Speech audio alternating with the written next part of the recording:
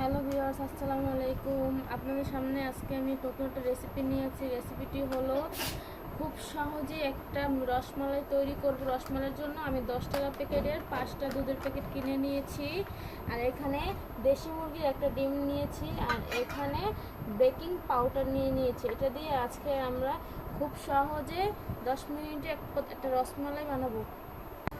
এই যে আমি এইভাবে ছিঁড়ে নিলাম, এইভাবে গুঁড়ো দুধগুলি ঢেলে দিয়েছি। গোলাপি কি দিয়ে আবার স্যার এটা বলি আমার প্যাকেটের 5 প্যাকেট দুধ আমার ছিঁড়া হয়ে গেছে।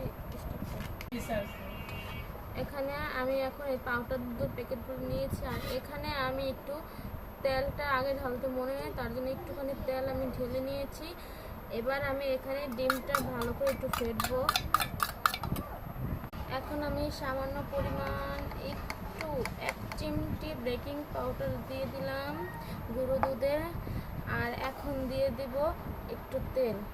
সবাই ঘি ব্যবহার করতে পারে না, আমার ঘরে ঘি নেই, এই জন্য আমি একটু তেল ব্যবহার করতেছি। তেল দিয়ে আমি এখন দুধটা ভালোভাবে মেখে দলা দলা করে নেব।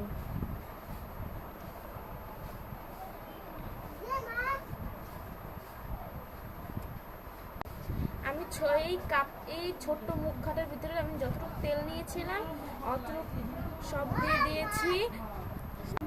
দেখুন আমাদের দুধের কত সুন্দর পাউডারটা আসছে। দেখুন এভাবে চাপ দিলে এরকম দলা হয়ে যায়, মুট করলে এরকম হয়ে যায়, এরকম করতে হবে। এখন আমি সামান্য পরিমাণ ডিম দিয়ে দিব। ডিমটা যতটুকু পরিমাণ লাগে সব দিবেন না, যতটুকু লাগে অতটুকু দিবেন।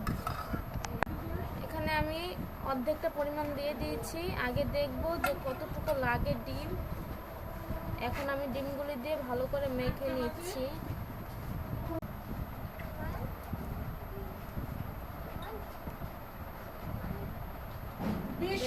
আমি এভাবে পুর বানাচ্ছি। দেখুন কত শক্ত হয়েছে। এখন আমি একটা একটা করে গোল করে নেব। দেখুন আমাদের মিষ্টি বানানো, রসমালাইয়ের যেই মিষ্টিটা এটা বানানো হয়ে গেছে। এখন আমরা দুধে ভিজাবো। হাফ কেজি পরিমাণ দুধ দিয়ে দিয়েছি। এখানে আমি হাফ কেজি পরিমাণ দুধ নিয়ে নিয়েছি, লিকুইড দুধ। এখানে আমি স্বাদ অনুযায়ী যারা যত বেশি মিষ্টি খাবে তারা তত বেশি মিষ্টি দিবে। আমরা হালকা মিষ্টি খাই, এই জন্য অল্প চিনি দিচ্ছি। আমি এখন মিষ্টিগুলি দিয়ে দিচ্ছি। হয়ে গেছে আমার মিষ্টি।